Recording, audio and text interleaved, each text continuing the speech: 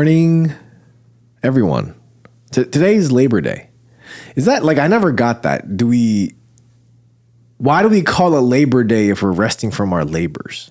Getting ready to work. You're celebrating work. So you rest. Oh. Isn't that Sunday though?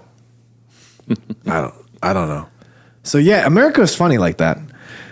Speaking of America, we are talking about immigration today. Oh, by the way, I hope you're enjoying your Labor Day celebration. What's your favorite type of work? I guess your favorite line of work. Mine is the service industry, I think. Because I'm a servant. You used to be a waiter. I was. Jazz restaurant.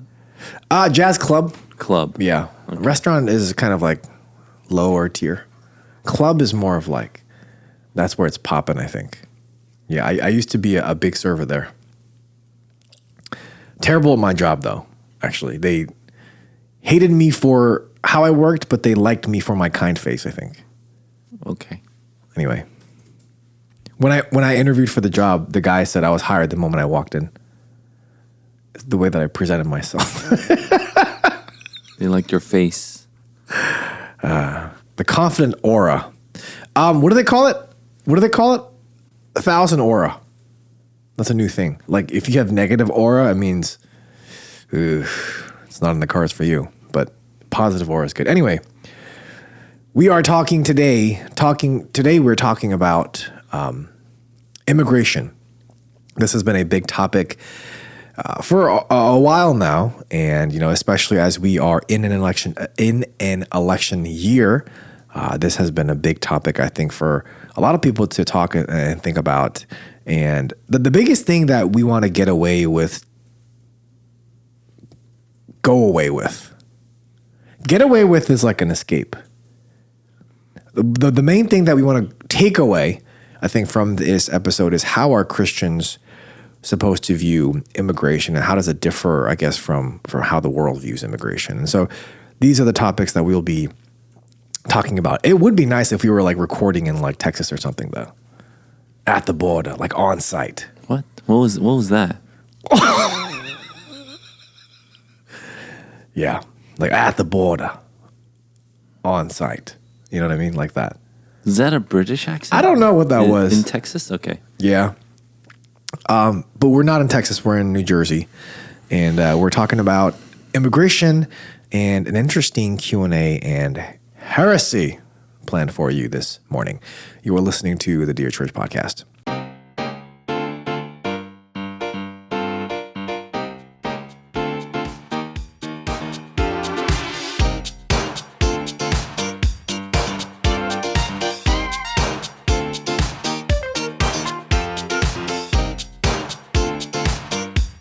Welcome to the Dear Church Podcast, where we exist to fill your ears and your minds with the study of God to see the world as disciples of Christ.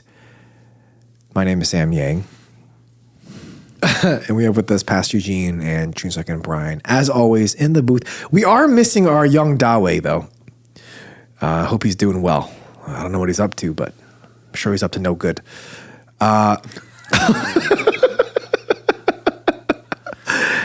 This morning, we are talking about the topic of immigration. And I guess as we begin, I wanted to just talk about a couple statistics that I found to just kind of whet our appetite, if you will. This is from USA Facts. Border officials encountered 11 million unauthorized migrants attempting to enter the U.S. between October 2019 and June 2024. This is roughly the population of North Carolina, which is the 9th most populous states. And it's tough to estimate the number of illegal individuals entering the U.S. because they came here illegally. It's hard to know how many actually came in, but those are the encounters that they've had at the border. And interestingly enough, according to the UN Population Division, the U.S. is home to more international migrants than any other country, even more than the next 4 countries combined. So these are the top countries with the highest number of foreign-born residents, which is immigrants. United States, 50.6 million. This is in 2020. And the rates have just gone up even more and more. And so it's much more than that now. But this is from the UN. US is 50.6 million. The next country is Germany at 15.8 million. It's more than 3 times the next country. I did that right? The math? Yeah. 15 times 3 is 45.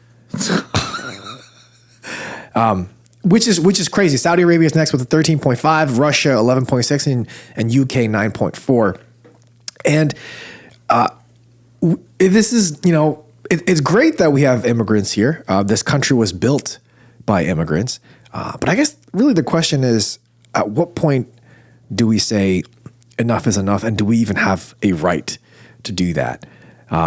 This is from the Homeland Security website. Encounters at the southwest border, ports of entry in April 2024, grew nearly 100% compared to April 2021.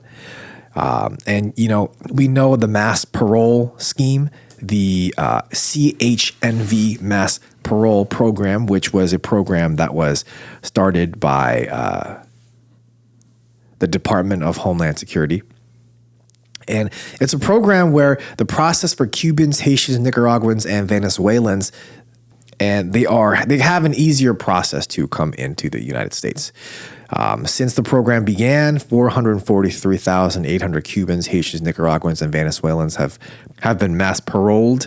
And interestingly enough, since the fiscal year of 2021, 362 aliens on the terror watch list have been caught crossing our southwest border illegally. So this is a lot of people. It's 51.4 million people as of February of 2024. It's a lot of people. This is a big issue that is happening in our country. A lot of people are for it. A lot of people are against it. This is a sensitive topic that I think a lot of people have their own opinions on. And I guess I just wanted to just kind of start that off with those statistics. These are they might seem like numbers, but I think if you work in New York City, you know that this is actually an issue that's happening right now. So I guess, Pastor Eugene, what are your thoughts on this immigration crisis that's happening in our country now? Yeah, I think people had the question of, doesn't the Bible say we should be good to the sojourner or the alien or the immigrant, right? Yep. And so I think we wanted to answer that question well. And yes, the Bible does have all these rules, regulations, and laws concerning the sojourner, the alien, and how we are to treat them. And if I may add, how we are to treat them well. Yep. And so that's something that we cannot miss when we talk about immigration. We could turn to Leviticus 19:33 to 34. Talks about that. Leviticus chapter 19 reads, these are verses 33 to 34. When a stranger sojourns with you in your land, you shall not do him wrong. You shall treat the stranger who sojourns with you as the native among you, and you shall love him as yourself, for you are strangers in the land of Egypt. I am the Lord your God. So God is pointing back to how he saved them from Egypt and how they were treated in Egypt and how they are not to treat people that are sojourning, aliens, like they were treated. And he saved them from Egypt, not so that they could do exactly what Egypt did, but then to treat them in another way, in a way that the Lord now will decree and expect from his people. And that's to treat them well. So I think that's something that we need to always remember when there is a sojourner, when there is someone traveling, along with us, and they are the alien, we are to treat them well. So that is a good precept to keep. I don't think it's a bad one. It's a good one to hold. But also, in that same vein, I want us to go to Exodus chapter 12, verse 49. Exodus chapter 12, verse 49 reads, "There shall be one law for the native and for the stranger who sojourns among you." Now, this is so basic.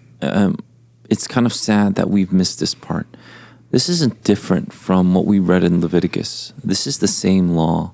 This is the same Pentateuch. It's the same God who gives the law. One law. And so if you break the law, then you're also punished according to that law.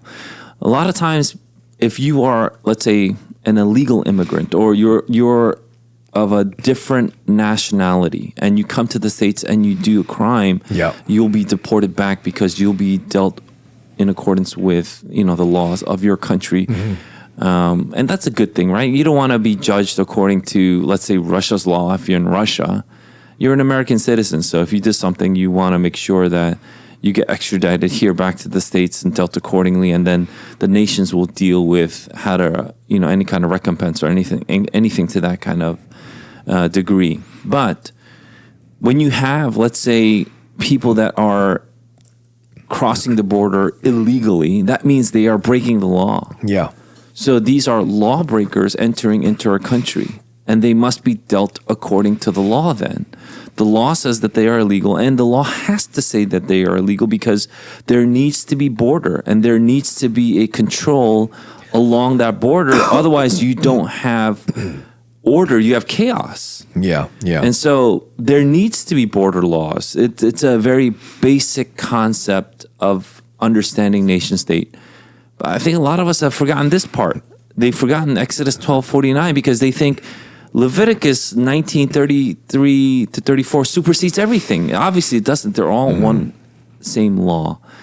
And so if that's the case, then we have to make sure that those that are entering our borders also adhere and abide by the laws that we have in the States here.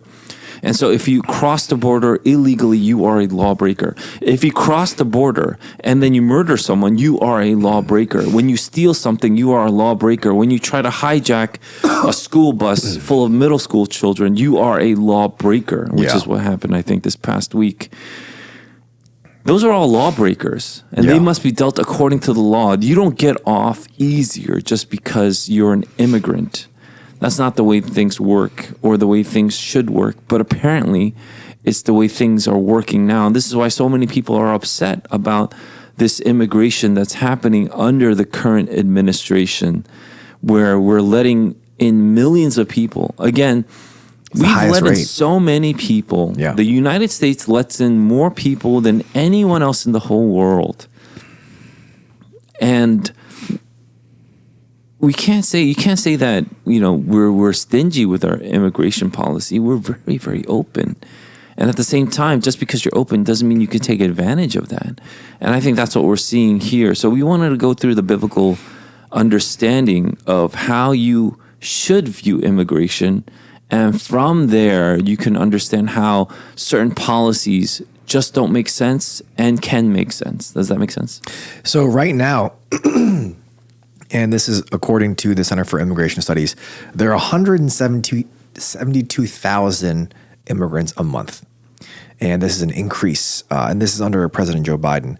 This is 4 times the average monthly under Trump, which was 42,000. So it is a lot of immigrants coming in per month. And, I mentioned the CHNV parole program, and that's why we have seen so many immigrants coming into different parts of the United States because they're just kind of shuttled, or they get on a flight and they're brought to places like New York and in other major cities as well.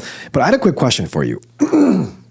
You talked about the fact that there should be laws on immigration, and there should be borders and stuff like that. But what if someone were to say to you, America wasn't even started that way?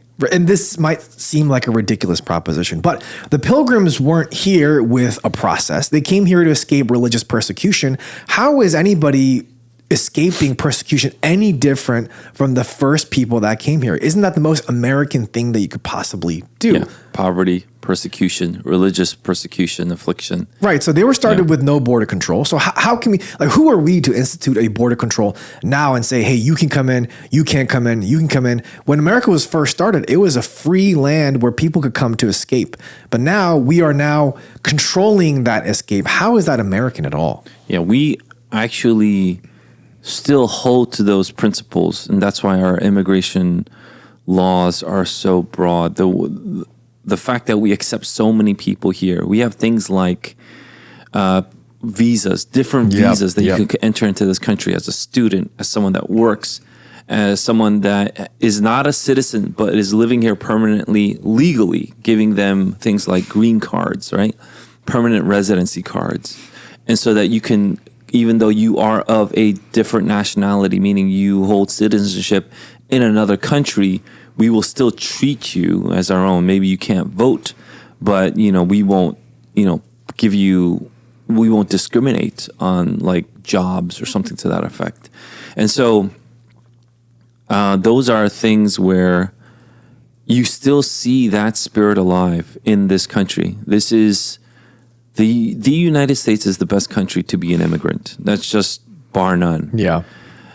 But then if you say things like, well, you founded this country when there were no borders. Exactly. There were no borders. Yeah. And once the nation state gets established, you have to have borders. And that's the point of why we have state borders. Mm-hmm. You have a nation border. You have borders that go into Mexico. Mexico has its own borders too. Why should the United States not have borders? That's insane. That means another country can invade and we can't do anything about it. Of course, what would we say is a land incursion or an invasion when they cross our borders, right? So if China came in with an army trying to occupy land in the States, we don't go, well, there really is no my states or your states. Yeah. It's for everyone.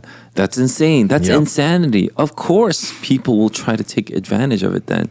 And so one slow way we see this being taken advantage of, the spirit, is people are saying, oh, we should accept so many people as we can into the country because we're a nation founded on that spirit and principle of helping those that are poor, those that are destitute, those that are fleeing persecution and poverty.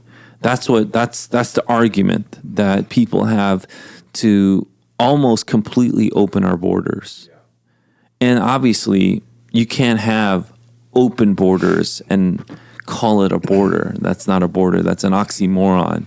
You can open the borders to a degree, but you can't have it completely open. So, how open or closed a border is depending on your immigration policy, right? The law that the policymakers make in Washington, D.C. And I'm curious, I know that, we've reviewed how Christians are to honor the government. We even talked about God versus Government, the book by talking about James Coates and Pastor John MacArthur. And we know that during COVID, they chose to obey the law of God rather than the law of man, as we should. Oftentimes, these laws can take a lot longer to change than we would like them to. And I know I don't want to use like a specific example, but let's just say there's a family that needs to come right now. Mm-hmm. As Christians, are we saying this family cannot come right now? And are we then disobeying the law to love our neighbor for the sake of protecting this law that was made by some old men in Capitol Hill that has to be changed? Yeah. So in the name of compassion, a lot of people say we should subvert certain laws. And that is a very dangerous ground to be on, to be honest. But let's take it to the extreme that you talked about. Yeah. When do we say we're not going to follow law? Well, we just read Leviticus and we read Exodus. So let's say the law then says we have to treat these immigrants poorly, like you have to whip them. Yeah. And you just have to kick them. And we treat them subhuman. Yeah. Christians wouldn't do that. Right, Christians would say you can't do that. Right. That's against, even if there's a law saying that. Yeah. At the same in that same vein, when you look at Exodus and what we've read, if we say the immigrant will get special treatment and they won't have to be subject to our laws, that's also wrong. Yeah. What's happening now is the latter, not the former. We don't put legal immigrants in jail or anything like that just for being an immigrant. We don't have special camps for them. Does that make sense? Yeah. I mean, we did, and people apologize. Remember, they had those concentration camps with the Japanese during the World War. Yeah. And so America came out and apologized. The president came out and apologized for doing it. And it was terrible. You can't do that to American citizens. You can't do it even if they were not of native descent, meaning they weren't born here. If they're naturalized, they're still a citizen. And those are the laws that we hold. Now, when people go, oh, there are these extreme situations, shouldn't Christians do something about it? And I think in the name of compassion, people say this is what God wants. And this is what the Pope said to the other day. Yep. Which is just flat out false. It either means you don't know the Bible or you don't understand basic, again, it's economics, but it's just logic. Let me just run through some numbers with you. Because you have a lot of numbers, I'll do this quickly. If we say who's poor here, and this is, a world statistic that's out there, who's poor, we could say if you make less than $2 a day, we can consider you to be very poor. Okay. If you make less than $2 a day, that means you can't really live. Right. How many people in Africa, in the continent of Africa, make less than $2 a day? What do you think? USD. Yeah. Has to be very, very small. I can't imagine someone making less than $2 USD. 650 million in Africa. Make less than $2 a day. What about in India? 890 million. China, 480 million. What about the rest of Asia outside of India and China? 810 million. What about Latin America? 505 million. If you put that together, that's 300 billion, over 300 billion people. If you said that the poor needs to come here because we need to help them, are you ready to receive 3 billion people into the States? Now, see how insane that is. And what we do now is we are receiving over 1 million people a year crossing the border. Illegally, I might add, right? Are we making a dent in 3 billion people because we're saying we need to help the poor? Right. We're making zero dent. In fact, I think we are hurting. And here's the reasoning behind what I think we are hurting the rest of the world's population because who gets to come to the States? It's not those that are actually making probably less than $2 a day. Who gets to have transportation, food, water, know-how, connections to get to the States in general? You have to have some money. Yeah. Even if you're paying the cartel, you have to have thousands of dollars to pay the cartel to have them ship you over. You're not going to make that on $2 a day. Are you kidding me? There's no way. So the actually poor and destitute people are not at our borders if you think about it that way. And so if you are saying that we are fleeing persecution, we need asylum, we do have laws saying we will see and hear your asylum plea, and there's a case that you have, and that you'll bring it before a court and a judge, and they will decide whether you have, that kind of verification that took place, and that you can receive asylum and then enter into our states for protection. Yeah. So we have processes already in the country. We receive more than anyone else in the whole world when it comes to these asylum cases and immigrants. Yeah. And yet people are saying we should open our borders more. That's either you're stupid or you're lying. That's the only thing. Either you are ill-informed or you are flat out lying. And if you're a politician saying that we need to open our borders, you're most likely in the latter category, because there's no way this statistic, you've missed this statistic. You know about this statistic. You know how many poor people there are in the world. And yet what are you doing? You're saying, let's open up our borders to receive and help the poor. That's what the Statue of Liberty says. And you say all these things, which is true, but who are you really placating to? Who are you really saying these things to? You're saying these things to a people that you think are also either as evil as you or misinformed. Yeah. Because who are you then taking? So you're most likely not taking the people that are making less than $2 a day. So who are you taking? You're taking from the country, not the poorest of the poor. You're taking those that are not in that category. So you're actually taking from those that might have actually helped that country, who are maybe in the lower middle class then. And so they are not the destitute. They are not truly poor. That's why we have cases determining if they truly are. And so without having that kind of discerning process take place, you don't even know who you're taking in. For all we know, it could be people that are terrorists, criminals, murderers. And we, in fact, know that so many people that have come over, we are seeing that they are still murdering and raping little children, young girls, trying to hijack buses. It's happening every single day from these illegal immigrants. And so that's one. Let me get to the second point before you go on. The second point is, how much can the country hold? How much can you hold? So when you say you need to help out the poor, then sure. If the Pope says it, then let him open up the Vatican. Open up the Vatican and take in all these migrants that you are telling these other nations to open up their doors to. Oh, you can't? You can't open up your home?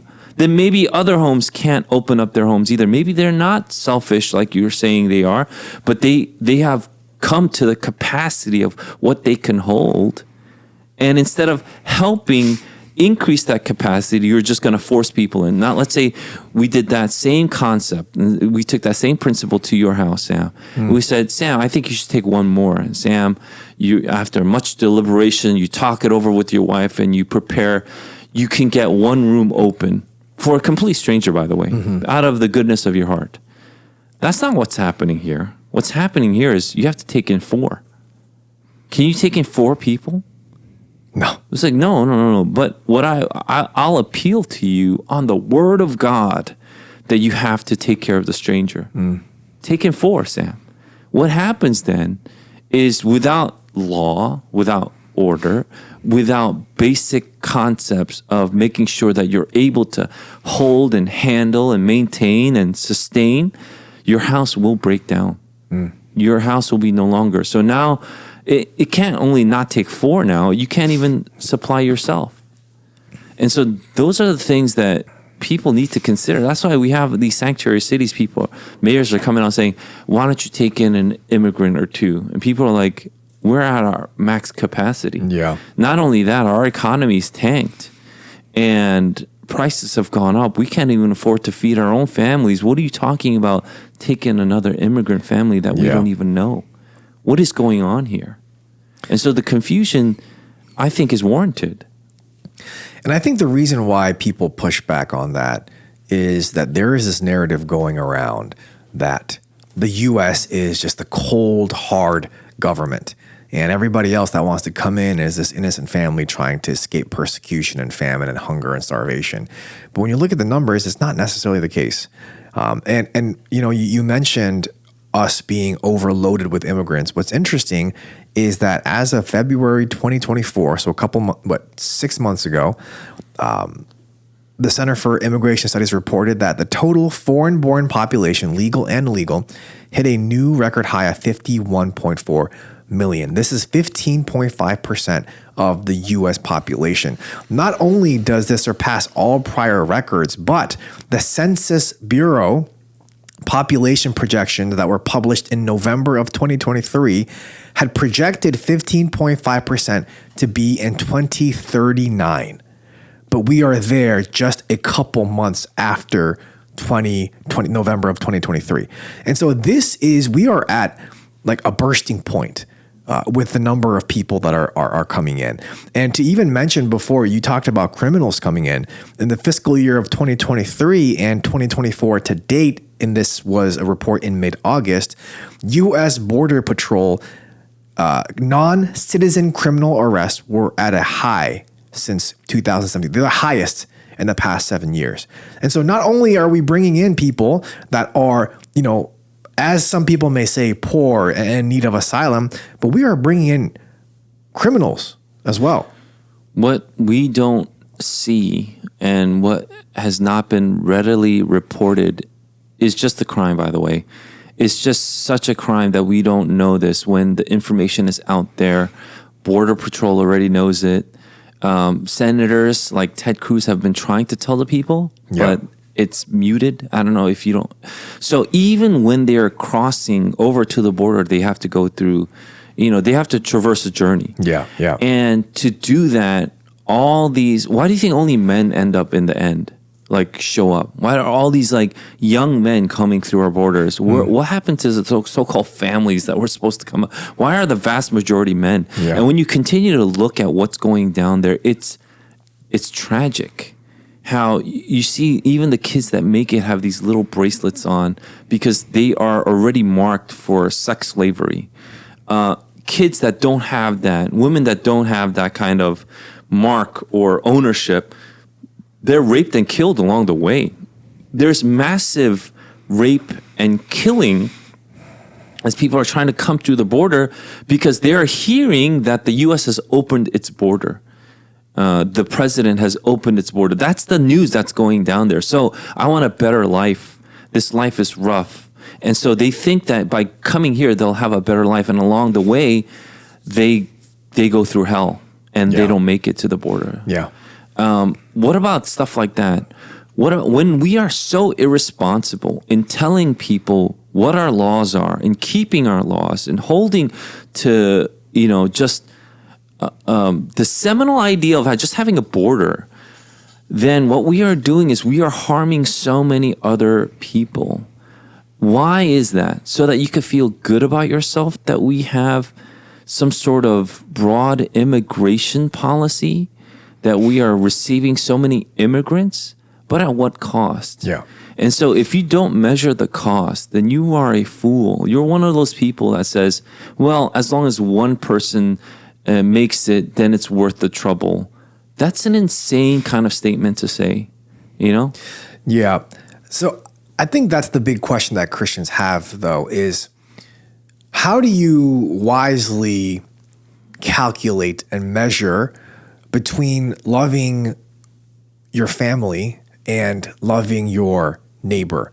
Because I understand that, the people that are coming over may not be the poorest of the poor, but they are still coming over for a better life. And if we truly love our neighbor, we would want them to have a better life. But then on the other hand, our family is suffering at the cost of trying to love our neighbor. So where do you kind of balance the two? How do you do that as a Christian? Because, we want to be selfless and we want to love our neighbor as ourselves, but it's becoming impossible to do so. I would say what I've been always saying, you start off with the people that are closest to you. And if everyone did that, then you would see a full nation that is prepared, that is ready. This is the ideal, of course, right? We're talking about ideals. And so the ideal is if we were all good to our neighbors, then our room and capacity would naturally grow. This is what would be natural. And we would be able to have good laws, keep those laws, enforce those laws. Those laws will be propagated. They will be proclaimed. People would know these laws even outside of these states. They would adopt it even in their own states, perhaps. So maybe their states would get better, Right. And so there's a lot of that. But when you are saying, you guys over there, you Texans over there, you guys need to open up your borders. And then, here in New Jersey, we'll just make sure you guys open up your borders. Yeah. That seems a little disconnected. And so eventually what has happened is now everyone, I'm sure you've heard it, but now every town's a border town. And so this immigration, this mass influx of illegal immigrants has affected every single state. Yeah. Maybe not Hawaii or Alaska, but maybe not of the Hawaii, 48 that's here in the mainland, it's affected all of us. And so this is why we are going through a lot of our problems, actually. It's because we've been continuing to not hold to our laws, continuing to just have the floodgates open when it comes to immigrants. And it is not good for anybody. It's not good for the immigrant, and it's not good for the native. It's not good for anybody. So we know that, like you said, it is not good, but it is happening. And it makes you wonder, because it is still happening, how does the Christian respond to that? And so you talked a bit before about loving and caring for those who are around you, loving and caring for those who are in your towns, in your neighborhoods. But I was curious, if the people are already here, they already came illegally, do we then support deportation? Because that might seem like we want them to go back to their old neighborhood, their old bad situation. Or if they're here, do we try to take care of them as best as possible? So for example, if an illegal immigrant visited our church and wanted to be a member of our church, how would our session and church respond to that? Well, let me answer the last one first. If an illegal immigrant comes to our church, we would receive him or her arms wide open. If they wanted to become a member or if they wanted to know about Christ, we would go back to them saying, you need to obey the law. That's what we would do. If you're an illegal immigrant, that means by definition, you're breaking the law. You have to not break the law anymore. So somehow you'd have to be a legal immigrant. Yeah. So would the church help with that process? Absolutely. But you can't stay a lawbreaker and continue to be a member of good standing, right? Yeah. And so those are things like, it's in the book by Jonathan Lehman, membership, or members, church membership. Yeah. He has a little booklet out. And in one of the case studies of church discipline, is it church discipline? I think it's church discipline, not membership. But Jonathan Lehman authored that one. There was one church discipline case where the man didn't pay his taxes. Yeah. And so he was disciplined, which is the right thing to do. You can't just break laws according to your own desires or what can fit you best. You follow the laws. And this is what Justin Martyr said. Why are you persecuting Christians? Christians go out of their way to follow all your laws, except when it comes to disobeying God directly. So we do go out of our way. So that you could adhere to the law. So if there's an illegal immigrant, why wouldn't you try to help that person get legal status if possible? But let's say this illegal immigrant is also a murderer. There's no way he's going to get legal status. He's going to get deported. Yeah. So you would say you have to believe in Jesus Christ, be saved, and in the path to repentance, you have to go back and serve whatever time your country will make you serve in jail for breaking the law. And perhaps they'll let you go. I don't know. Perhaps they'll show mercy, but you still have to go through that law system. You can't run away when you're a murderer. And so, I get it that there are cases that we could go case by case, right? But at the same time, the general principle is we would make sure that you live according to the ways of God. And that's one thing that we would encourage. So that's your last question. Right. Okay. But so I just want to just play the other side because I don't think this way, but I think this argument may be made. How come we're the ones deciding which laws to be kept and not kept? And the reason why I ask that is because there's people that sin all the time. There's people that stream movies all the time. There's people that illegally do things that may be, smaller, quote unquote. How come we don't go to write those things, but something like this, we have to? Like, it just kind of seems like there's certain laws, certain sins that are taboo and more focused on rather than other ones. And it seems like the church is the one deciding what's more special than the other one. Yeah, I hope not. I mean, in the end, I hope not. I hope we're not saying that certain laws you could just break.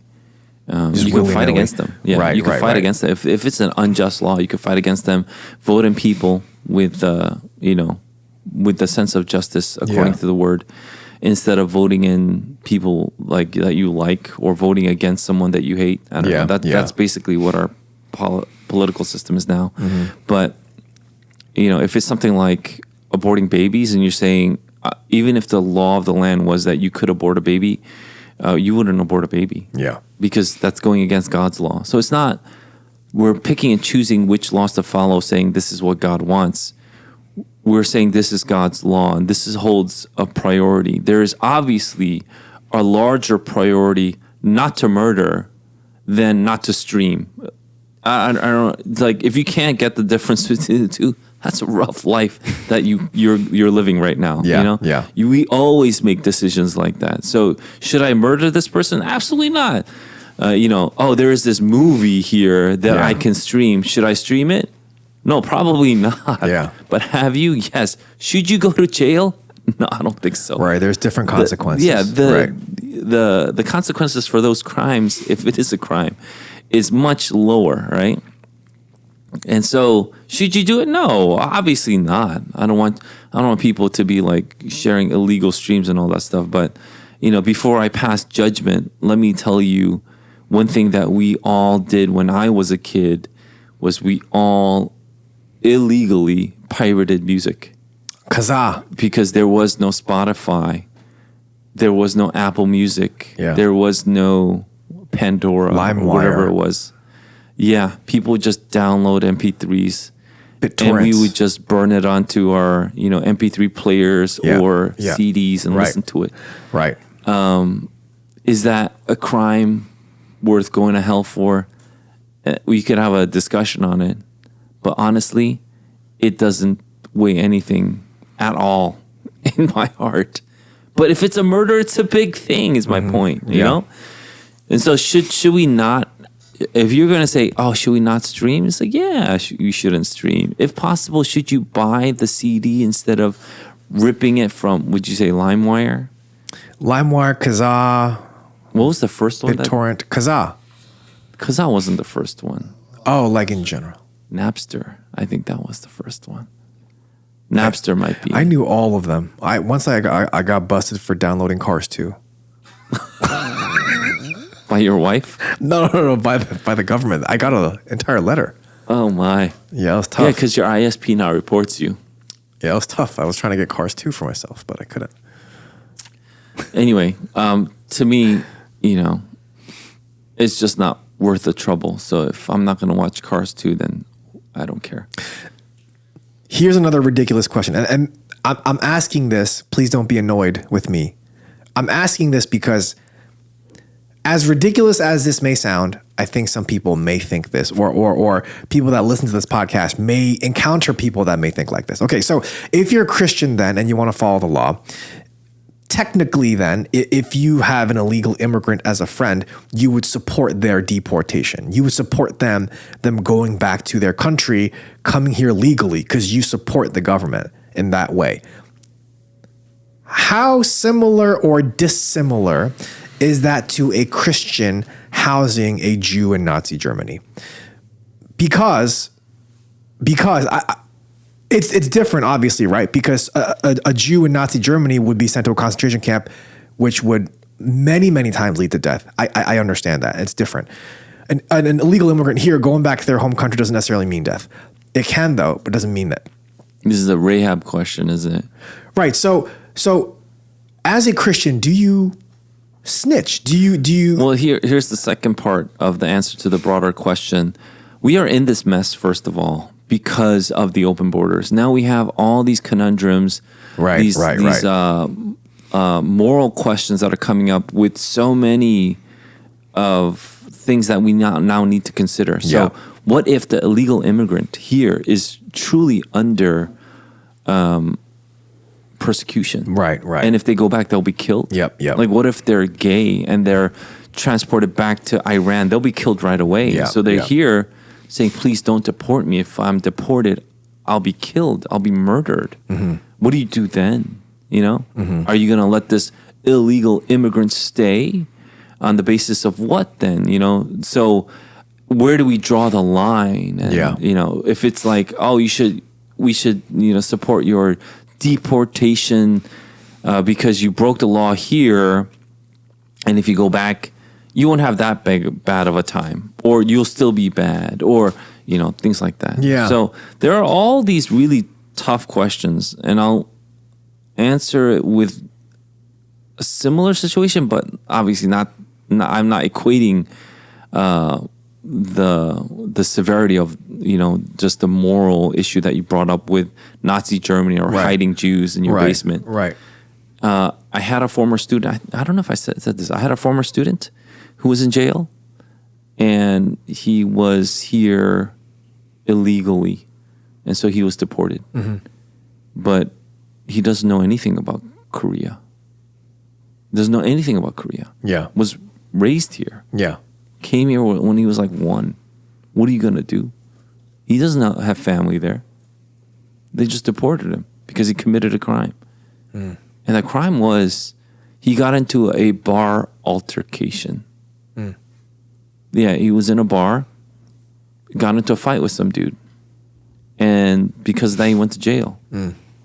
Now he's in Korea. But at the time, that was crazy. What is he going to do in Korea? He doesn't know anybody in Korea. It's probably nearly impossible for him to come back here. You can never come back here. Now when you have a crime. Right. So what happens? Do you support that deportation? That's lesser, but this is real for us today. Yeah. Like, it's easy for me to say, if a SS officer came in and said, "Do you have any Jews?" What do you do then? Yeah. Yeah. Aren't you supposed to show compassion? Obviously, we were at the time very dismayed and very concerned about what would happen to this young man's future. How is he going to even survive? Is he just going to die? And I've read many similar stories like this. What are you going to do when you go back to a country that's supposed to be your native country, but you don't know? Yeah. You don't know that country. There's so many thoughts that I've had after that. Like, first of all, we in our country, if you're born here, you're a citizen, you're native. That's a great thing. Yep. Not all countries do that. Yep. Just because you're born there. Mm-hmm. If I'm born in another country and they're like, and I lived there for, let's say, 20 years, and they're like, you're not a citizen here. You just came here illegally and you were born. That doesn't make you a citizen. And where would they deport you to? In a country that you don't even know. Yeah. But then we don't do that here. So first, I love that we show such compassion and grace, and it's, displayed in our laws. Now, there are cases where it's going to be very sad. Like, the case of the person in jail broke the law. Would I support that deportation? I think more than the support, you would feel deep compassion and you would feel sorrow at, the crime that was committed, the people that were hurt. Yeah. And they would have to own up to that. And it would be sad if they got deported. It would be tragic for them. And that's sometimes what we have to face. Sometimes we can ask for mercy. And I think that's what we ought to do. So we do ask for mercy. If possible, grant me mercy. This might be too tough for me to go through. But even if I have to go through it, help me go through it with you. And this reminds me of the Shadrach, Meshach, Abednego story in Daniel. Is it Daniel 2? In Daniel, right? Mm-hmm. Where they will go to the furnace. And is it? 3. Daniel 3. And even if God doesn't save them, what did they say? Nah. That was their famous line. I said, nah. Yeah, even if God doesn't save them, he is still good. Oh, with that part. I thought you meant. Well, I mean, you could read that, but I think I just said the whole line. That's one of my favorite. It's hanging on my wall. Yeah.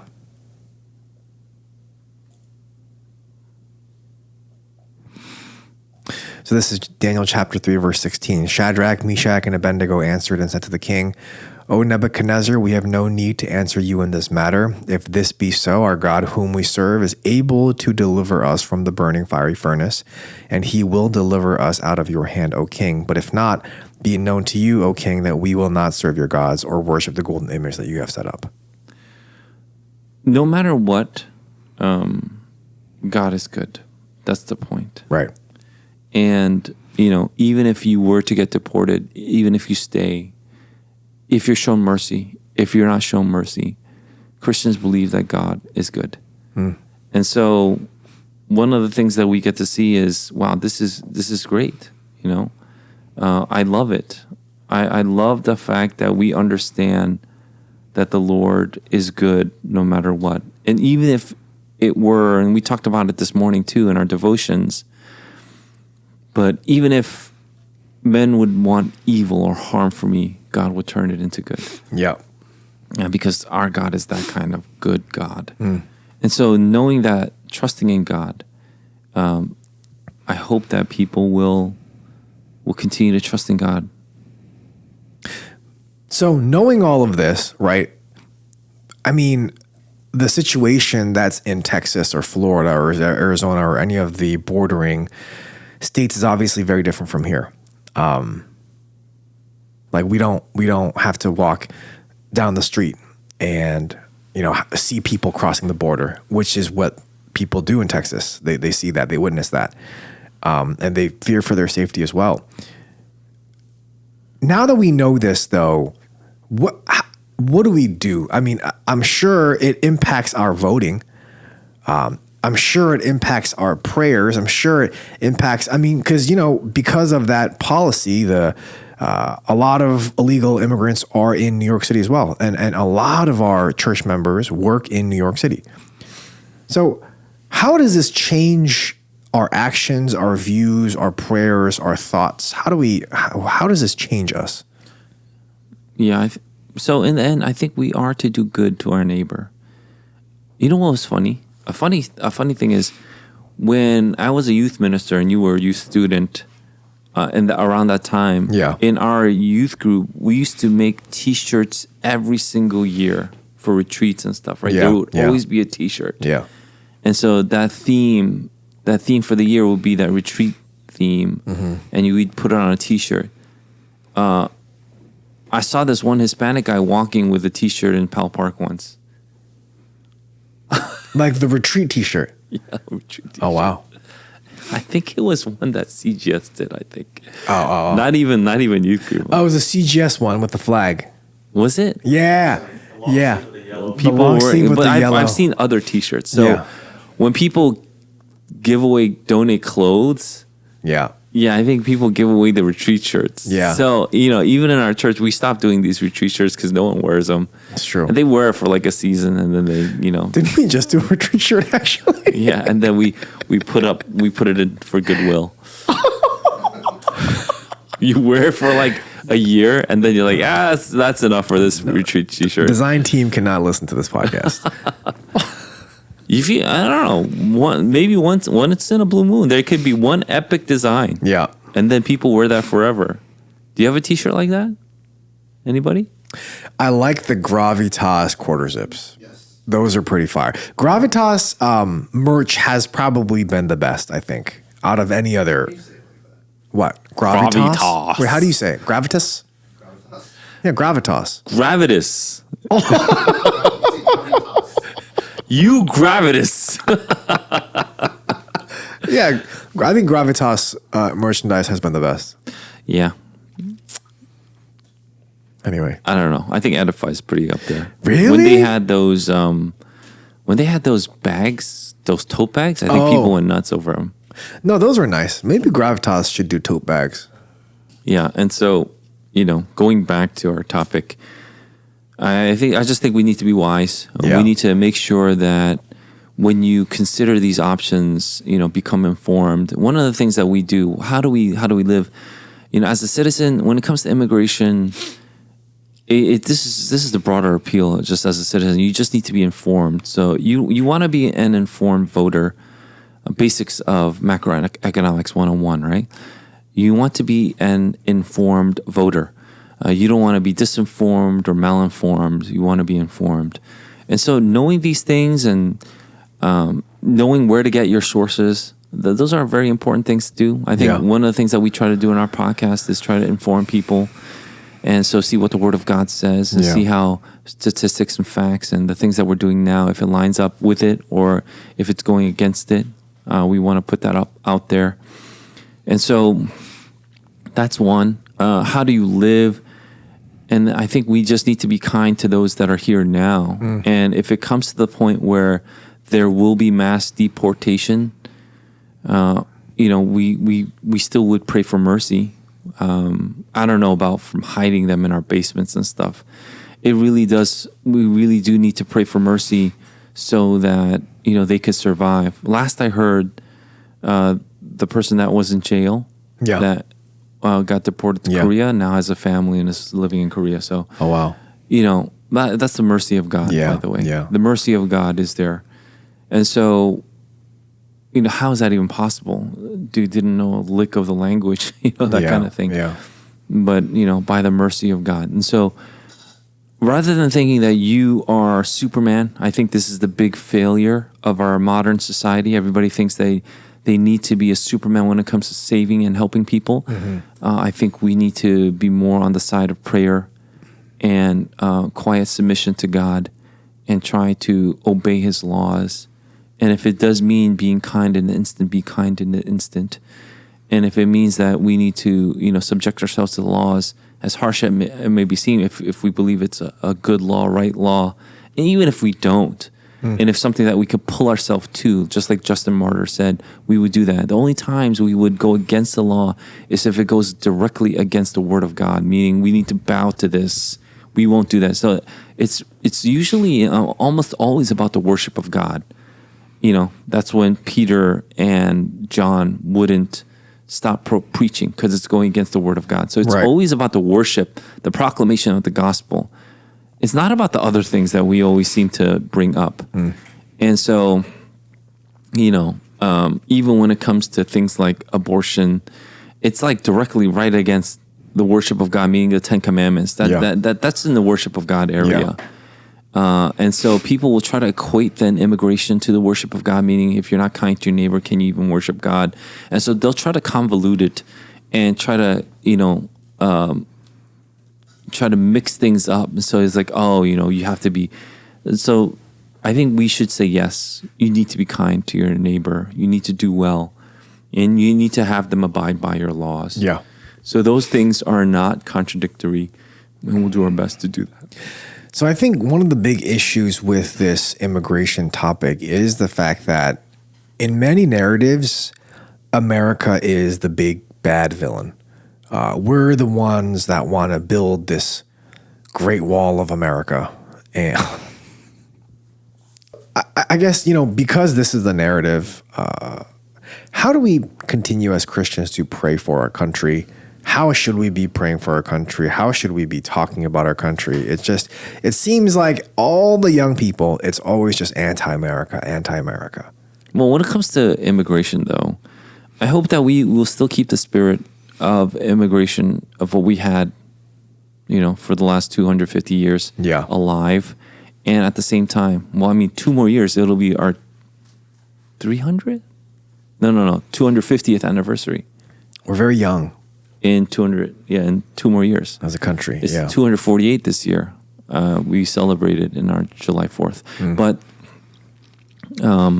hopefully people will see we want to keep the spirit alive, and yet at the same time we want to make sure that we keep to the laws and the standards that will keep our country continuing to thrive. And that has a lot to do with the spirit, but it can't be in our exuberance or compassion to receive people, you just have these people destroy your house. Yeah. So even in the Bible, it does say when you have the sojourner come in, you have to teach them your laws. Yeah. So when the person comes in, you teach them about our country. You teach them about the culture that we have. You don't just have them still be themselves. And I think that's one of the great failures of our education system. You have immigrants that come that want to solely hold on to their native country's culture.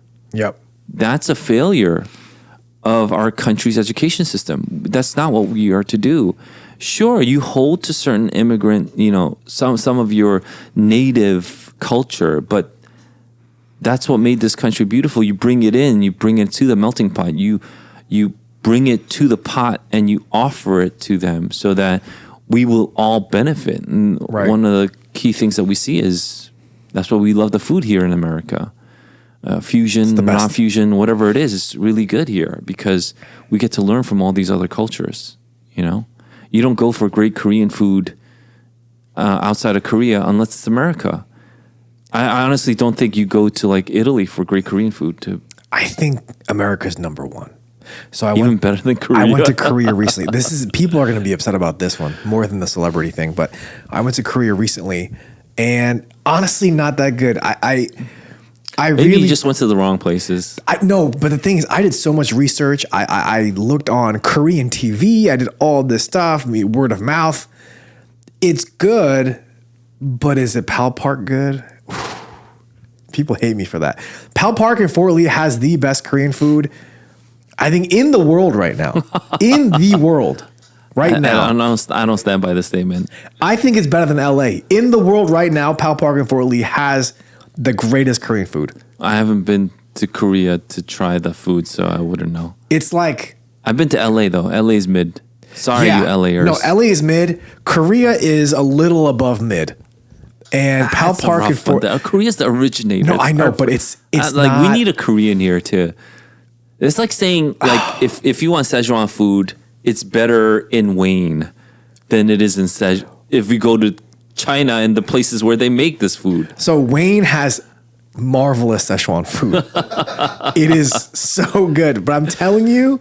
Seems a little bit much is what I'm saying. And I think people have this idea of Korean food being better in Korea because they want to be like swept up by the hype. So I have a friend that was like, this is the best, dish that I've had of this kind in Korea. I was like, I can name you 5 other places in Pal Park that make it just as good, if not slightly worse, Well, but I will about say as that good. the meat here is the best. Oh, yeah. But the spices in Korea, I heard, were better than the spices here. Like, if you want red pepper spice, how can you mess with Korea? I don't See? I mean, but they ship it over here. I don't You know. lose some in that shipping. That's very true. Yeah.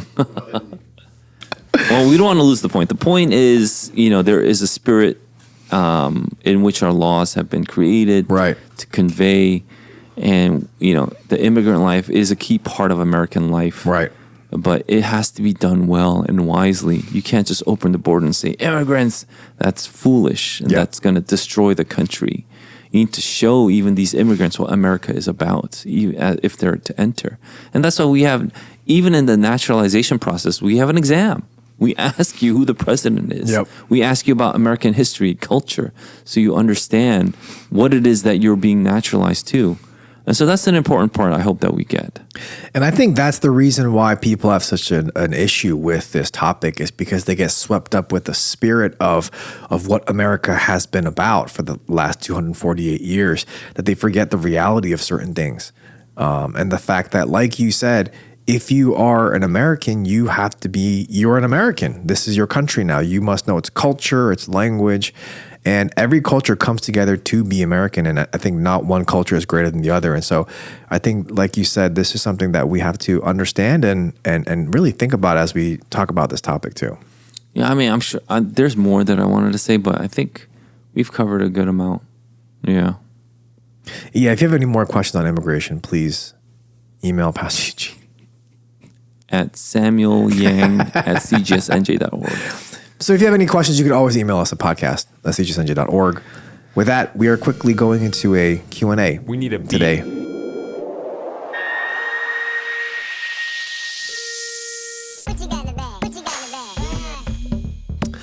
Thank you for that, Pastor Eugene. By the way, Great continuation. Yeah, we should address the wardrobe change. This is only for people that are watching. Yeah, it was a little hot in the room. It was a little cold in the room, and so we went and changed wardrobe.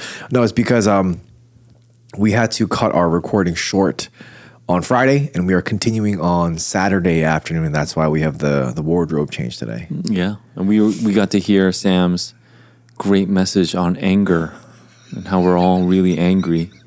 We just mask it with other words like annoyance, disturbed. I don't think you said disturbed, but you said annoyance. Oh man, that was my takeaway. If you're annoyed, you're really just angry. No, I was afraid that's what people would take away. But thank you for that, Pastor Eugene.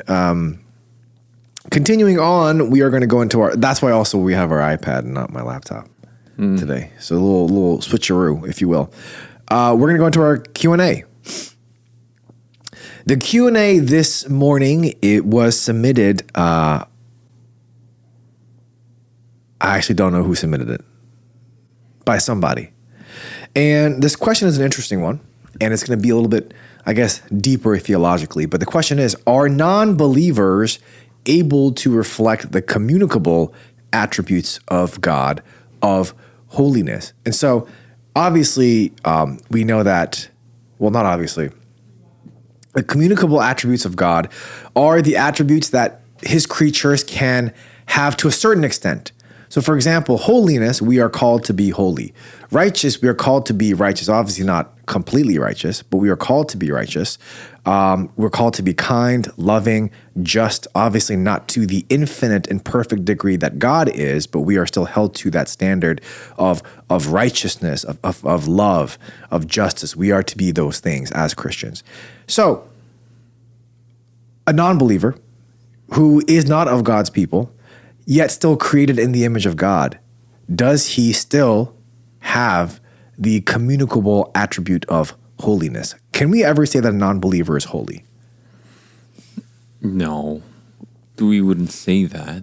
But you can, by the common grace that God gives us all, we can survive. And only by the common grace are we in that kind of place where we can survive. Otherwise, Right. we wouldn't be able to love to any degree. Yes. But they all fall short of the glory of God. Like it says in Romans 3, they all fall short. And Isaiah talks about how, actually, why don't you just read it? Isaiah chapter 64, verse 6. I'm slower because, sorry. I'm not used to the Isaiah chapter 64, verse 6 reads, "We have all become like one who is unclean, and all our righteous deeds are like a polluted garment. We all fade like a leaf, and our iniquities like the wind take us away." And then we could go from there to Romans chapter 3, verse 19 to 23. Romans chapter 3, I misclicked. Romans chapter 3, verses 19 to 20 reads, "Now we know 23. that 23 reads, "Now we know that whatever the law says, it speaks to those who are under the law, so that every mouth may be stopped, and the whole world may be held accountable to God. For by works of the law, no human being will be justified in his sight, since through the law comes knowledge of sin. But now the righteousness of God has been manifested apart from the law, although the law and the prophets bear witness to it. The righteousness of God through faith in Jesus Christ for all who believe. For there is no distinction, for all have sinned and fall short of the glory of God." Yeah, so all the things that we think are righteous, it's like filthy rags. It's almost like it's like nothing. Yeah. You know, Yeah. In fact, it's talking about the futility of the good that we think we have. Yeah. So if you're saying, can people communicate the attributes of God? What's a better way to say no, or like very minusculely, as Yeah. if it was nothing at all, as Right, if it were right. like filthy rags. Yeah. And so when we do even certain things, it's then, even if it is perceived as a good, it's like a selfish motive, from selfish motives. Mm-hmm, When we do things, it's because we want to benefit from it. And Right. that's not how God does it. Right, you know? right. And when we do things, our standard isn't perfect. So I think a famous classic example is Hitler was good to his family. Yeah. He was good to his mom. Hitler was good to his mom. So was he a good person? Did he communicate the good attributes of God? That kind of thing. I don't know when Hitler became the standard of all evil in the world, but all of a sudden it did. People hate him. But I would think Mao is more evil. And no one says jack about Mao. Eventually what happens is, if it's filthy rags, the point is, eventually your whole house will come down. So that's where Romans 3 comes into place. You think you can be saved by your own righteousness. It's like filthy rags. It's nothing. It won't come to anything. And your house is going to fall down because you can't support that. You can't support yourself by your own righteousness. It just doesn't work that way. And so, when we try to think of it that way, are we saying that we're trying to communicate attributes of God as if it were God? Or are these just really, really pale, these things that pale in comparison to God, but somehow show that God is still the creator of the universe, I would say, yeah, of course. When people are good to their kids, it shows us how we ought to be. It points us to something that should be better, something more complete, something more whole. Yeah. And you can't say that your love for your child, even now as a Christian, is a complete love, because you want to do better. You want to aim for, so what's the standard, Yeah. And the standard that we have is God. So God's love for you is complete. And that's what we kind of profess. So in our love then for others, our standard then, we know what the standard is. We want to love as God loved us. So that's why we love each other as he loved us. A new commandment I give unto you, love one another just as I have loved you. And so that's something that we want to do in our lives. So now we get it. In the natural world, the natural revelation is that we saw the fingerprints of God. We saw these things that point to God. Right. But it is in the revealed word of God. So the supernatural revelation, we see, this is the love of God shown to us in Jesus Christ. This is how he lived. This is how he died.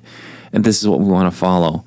So this is why, the three things that I mentioned about this is out of pride or self-righteousness. Number 2 was we don't have a good standard. And number 3, eventually your whole house will come down. All those get flipped in Jesus Christ. So our house is now built upon the rock. Our standard is good and perfect. And then it goes to our acts aren't an act of self-righteousness or pride. Our acts are now done in humility, looking for the benefit of others. So it almost sounds like, and maybe I'm incorrect, because the way that I had thought about the communicable attributes of God reflected in human beings is because we're made in the image of God. That's part of the Imago Dei. That's kind of how I had understood it. But our conversation makes it kind of seem like it's not necessarily that, but it's more of regeneration and striving to be more like God. And in that way, the communicable attributes of God are represented in us. Is that a good way of understanding? I think you're still right about the Imago Dei. Absolutely true. And this is why all life is precious, that we deal with life here on this earth with great care. Because God also takes great care in life. So when we abort babies, willy-nilly, we don't care for them. We don't care for the ones that are living. We don't do any of these things. That is of great harm to creation and to the order that God has given us. Yeah. And so, of course, the Imago Dei does play a great deal in how we deal with each other and how this country was also set up on this idea that all men were endowed by their creator, certain freedoms, certain rights, the pursuit of happiness, that kind of thing. Yeah. And so those are things that we understand now. What I'm saying is if you think that by communicable attributes you can fully communicate God's holiness, that's absolutely wrong. No, not even close. But obviously there is that segment. I just wanted to point out how minuscule that segment is, how small it is, how it is like filthy rags. But absolutely we can. Even someone that we vehemently disagree on, a Muslim, can communicate those attributes of love and care and intelligence, of reverence for natural revelation. If you've read the Kalam argument, then you know that a lot of the apologetics that we even have now has been helped by the Muslims, by Islamic thinkers who would take God as creator and create these arguments for him. And so are you saying that they didn't help? They absolutely did help. But you can't come to the ultimate standard without the Bible. Do you think, though, out of all the attributes that are communicable, holiness is one that would not be for non-believers? Because a non-believer can be good in a sense, can be loving in a sense, can be just in a sense. Because we have non-believing justices and judges, right? And granted, they're not perfect, they're not obviously always right, but there are times where they can be right in justice. I don't know how you would have. I don't know how you would have holiness without worship. And how can you have worship without knowing the true God? And so, for us as a believer, holiness, the path of sanctification, has I think the broad aspect of worship. Worship has to be in their lives. If you don't have worship in your life, you can't equate that with holiness. And so that's why worship is so primary and so central to the Christian's life of sanctification. And so, yeah, I would agree. But I don't think you could have that. But you could but you could display things like kindness, of course. But then that kindness will be inevitably perverted. It will be disrupted. It will be tainted when you don't have the ultimate standard. And it comes down to just you feeling good about yourself, your self-righteousness, your pride that does it. Yeah. I remember hearing somebody give a talk once and saying, here's my advice for you. Just be kind. This is what I taught you as a kid. It is a parent talking to their kid. Be kind. Make sure you're kind. Yeah. And I was listening to this and I couldn't help but to think, kindness in what? What's the standard for kindness? Yeah. Is it being nice? Is it being nice? Because we already talked about that. That's a bad thing. It's not great. Yeah. Yeah. And so be kind is a great thing, but what's the standard behind it? If you don't have the standard of kindness that we see in the Bible, where Jesus is kind, he is meek, he is lowly, where he lowered himself for our sake. What an incredible kind of attribute we see from God through the incarnation of Jesus. If that's not the kindness that you see, then I don't think you have the right kind of kindness. Yeah. And what's interesting is I think a lot of times Christians and non-Christians alike use that word holy. And that's why I brought up that specific attribute in particular. It's because when we see religious men or when we see pious men, we think, oh, it's a holy man, the Holy Lands, right? But unless you are regenerate and you worship the true God, you actually can never be holy. And I mean, even Christians find it difficult being holy, and we continue to pursue holiness, but yet for a non-believer, it is impossible. Yeah, I mean, we could go into it, but yeah, things like how you see piety. Yeah. And then you see someone in robes, not regal robes, but I'm talking about robes like priestly garments. We would say that there goes a pious person, because piety is outward. It's shown outwardly. But holiness, we understand, is from the inward change of God redeeming and sanctifying the heart. Yeah. And bringing that person closer to himself. Yeah. And so then it gets expressed outwardly and may not necessarily come to a point where you start wearing vestments, but what it would come to is your life, your speech, your actions, all those get affected because the inside has already been changed. So it is about worship in the end, but from the worship flow out everything else. Yeah. Yeah. What color vestments do you think you'd wear? Just mine. Presbyterians wear black. Oh, I was going to say purple. That's not close. Yeah, no. It's royalty. Purple and yellow. Well, it's the Lakers, but greatest team ever is what Chuzak said. Okay. No, I just wasn't sure. Like, do we get to pick our color? That kind of, okay. Anyway, Presbyterianism. Thank you for that, Pastor Gene. And on to heresy or not. What's wrong with you people? So this is a video that I had seen, and it got me thinking a little bit. And I'll just show it to us here so that we're reminded of it. And then maybe Brian can show it on the screen while we're watching it. You remember this Satanist who gave his life to Jesus? Listen to what he says about children and prayer. The focus was very much to hook young people in so that they can become involved in Satanism. And the two teachers both said the same thing. They said that at school, some children that they're throwing astral thoughts at were very open to it, and they could influence their way of thinking, etc., etc. And then some children had this like a ring of fire around them, and like you can't penetrate them. And then when we figured it out, it's like those were the children that parents were actually praying for. Parents, make sure you are praying for your kids, speaking life over your kids, because your prayers are protection from spiritual attacks. Our battle is not against flesh and blood, but against the spiritual powers of darkness in the heavenly places and their agents here in the earth. So pray for your kids, put on the full armor of God, and protect yourself because we have the victory.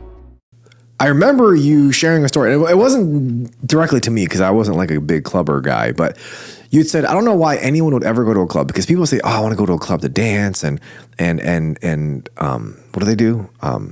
Like dubstep and stuff like that. And you're like, I don't know why they would do that, because don't they know that there's Satanists in there praying over you? Like, why would you ever do that? Knowing that, why would you ever go? And I remember this story because I was like, that's crazy. I don't know which corner they're hiding at, but I didn't even know I said that. I said that? Yeah.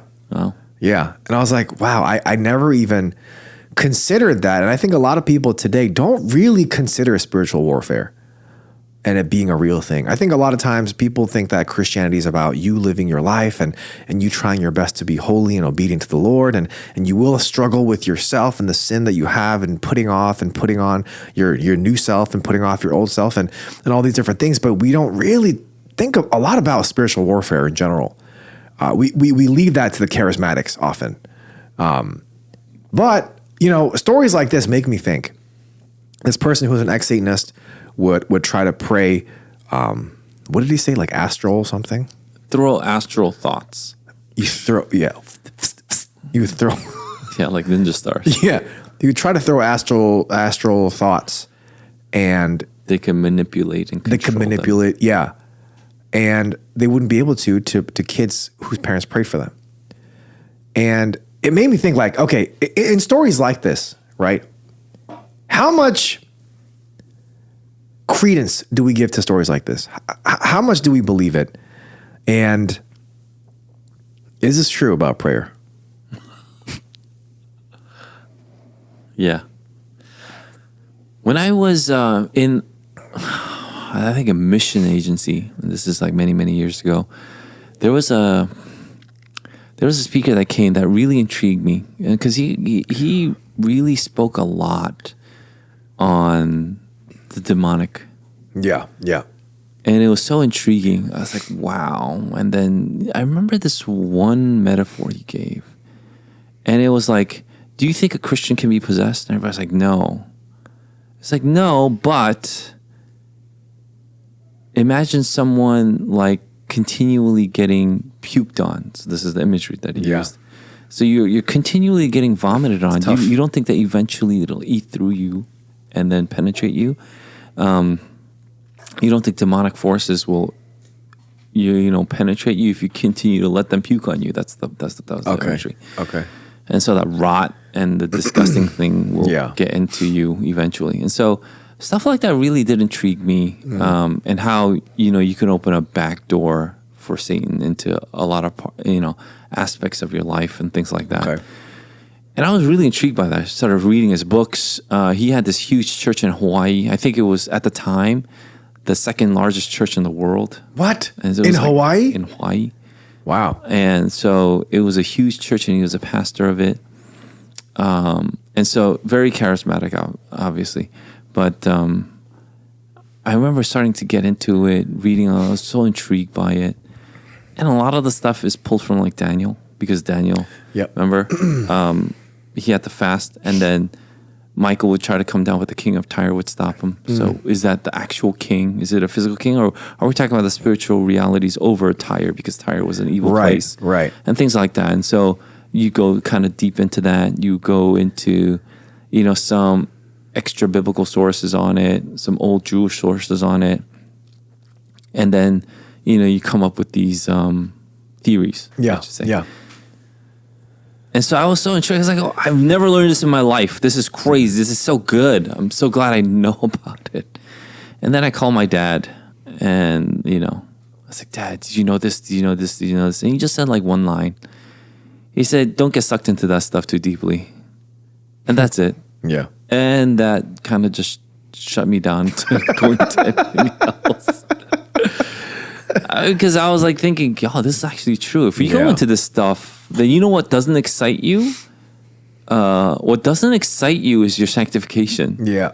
What doesn't really excite you anymore is like loving one another. Yeah. And it's about like battling demons and having a fire circle around you. It's like, this is so cool. You know, do you know that when I pray for my kid, this happens? And isn't it interesting that Paul really doesn't go into that stuff? No. And so maybe we don't know a lot of this stuff. It could be true, but maybe we don't know a lot of this stuff because it's not that important. What's really important, what should get us excited, is when you pray for your child, you're praying that they grow in the nurture and admonition of the Lord. Yeah. You see them grow up to be a godly person. You see them love Christ at a young age and give up his or her life for him. Mm-hmm. That should excite the parent. That should excite us in our prayers for them. And so I don't know if this person's right or wrong. It could be. You know, there could be a ring of fire around us right now because so many people have been praying for us. How would you even feel a ring of fire though? Like, how would you even know what that feels like? A spiritual ring of fire? I don't know. I don't know why there's a fire, but instead of, let's say... Fire isn't great. Yeah, maybe... In the Bible, it's not that great. Maybe it's like a water bubble.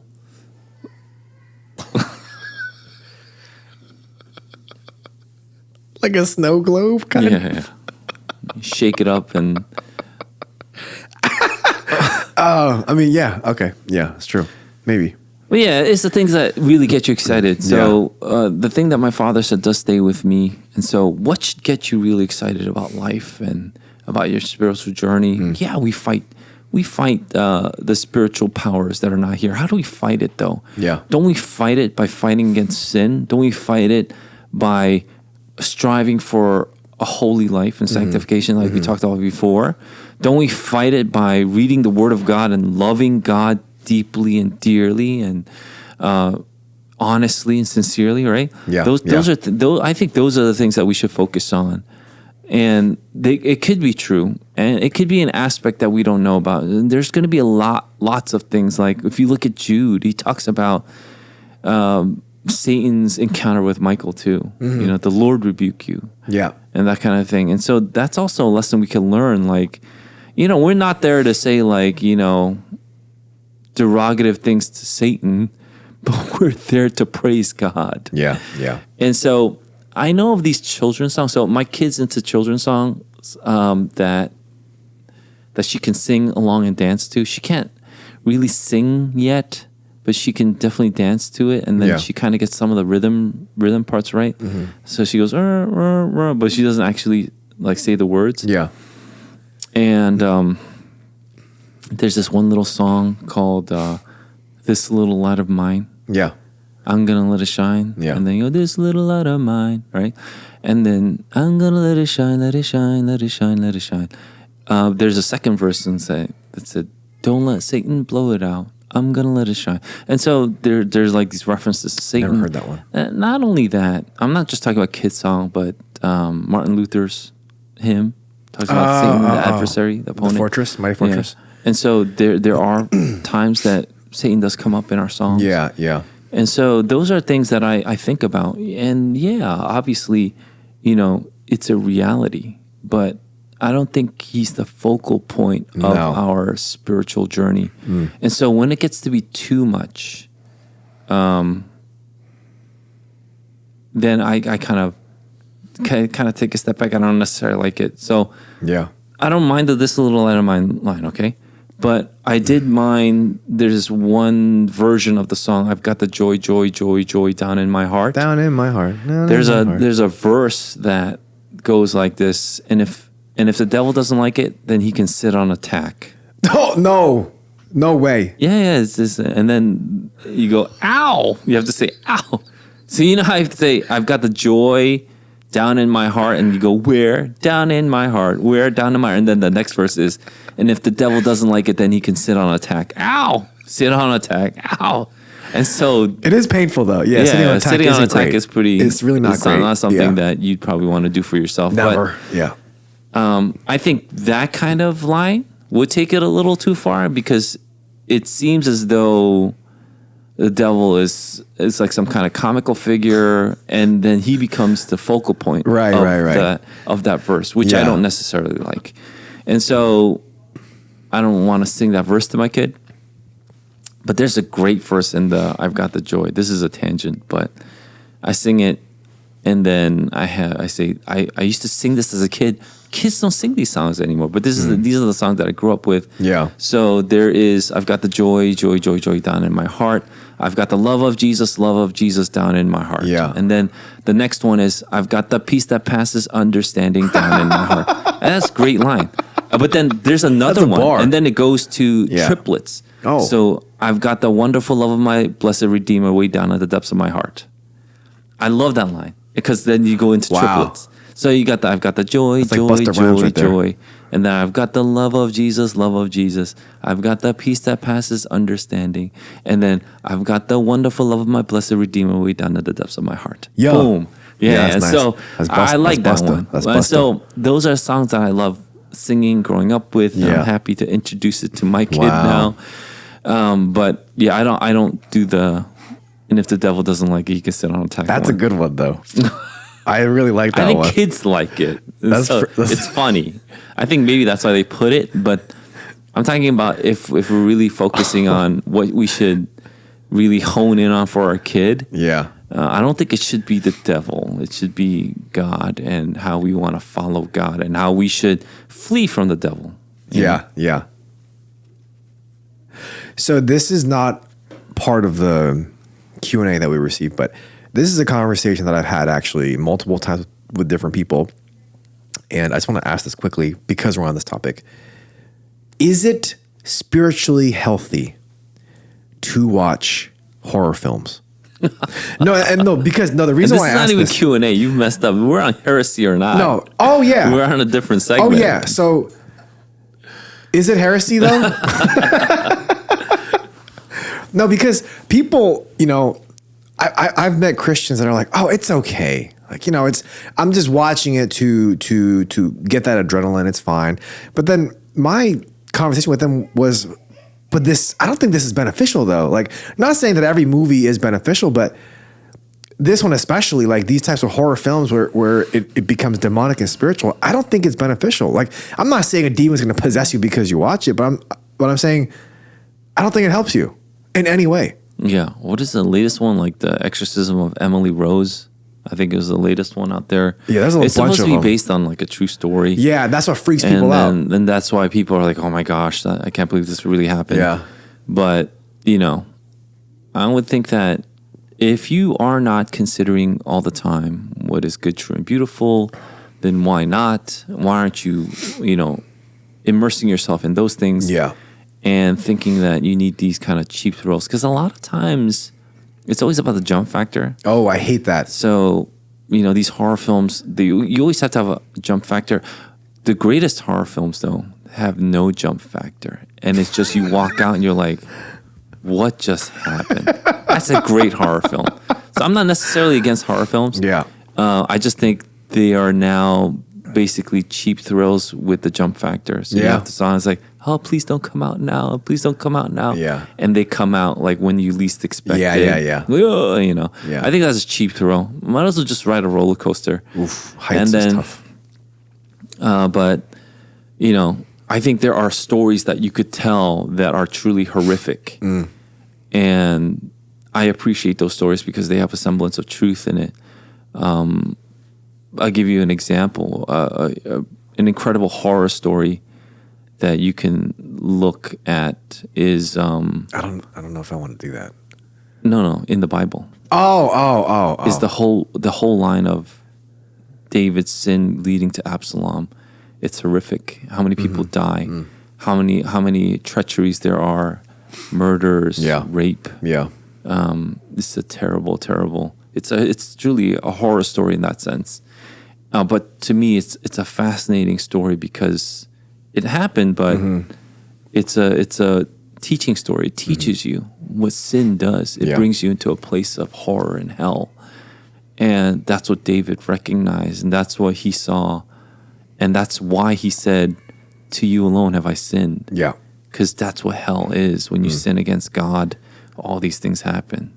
Obviously, it wasn't only to God that he sinned. He sinned to Uriah the Hittite by sleeping with his wife and then putting him in the front lines and killing him. Tough. Yeah, and then teaching his kids wrongly about, was it Amnon? and his sister Tamar, right?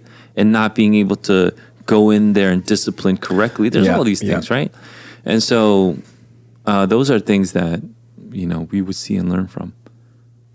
Thank you for that. I mean, that was just like a little extra for people. Because I know. I mean, if you want to even go through like grotesque horror, then read Judges, at the end. Oh, Judges is where the tough. Levite, cuts up his concubine into pieces. And then there is basically a massacre that happens afterwards where they go up against the Benjamites. And so there's a bunch of stories out there in the Bible that are truly horrific that we can see. I still remember Ehud, who's a lefty guy. Ehud. Ehud? I don't want to share the story anymore. But I do say gravitas because it's Latin. Yeah, that's good. Yeah, it goes, the handle goes all the way in. Yeah, and then the fat king that he kills poops. He relieved himself. Yeah, it's tough. Oh. That's a tough way to go. He went out the back. And because it probably smelled so much, it's like, the king must be relieving himself. Yeah. So that's why the soldiers didn't come in, because it smells so bad. Yeah. But anyway, crazy stuff going on. Judges is a good book. It gets to the grimy because this is where the point of the story was, in those days, everybody did what they saw fit in their own eyes. Yep. And that's what happens when you don't have a standard. And that's where, the devil always tries to push us to. Yeah. You are your own standard. You want to go to the time of Judges again? Is that what you want? And Judges itself is the grace. The grace is that God would still set up judges amongst the people that were rebellious. Yeah. And by that kind of grace, that nation was saved. Yeah. Thank you for that, Pastor Eugene. And we thank you for listening to this episode of the Dear Church podcast. Join us next week as we continue our conversation on what? Find out.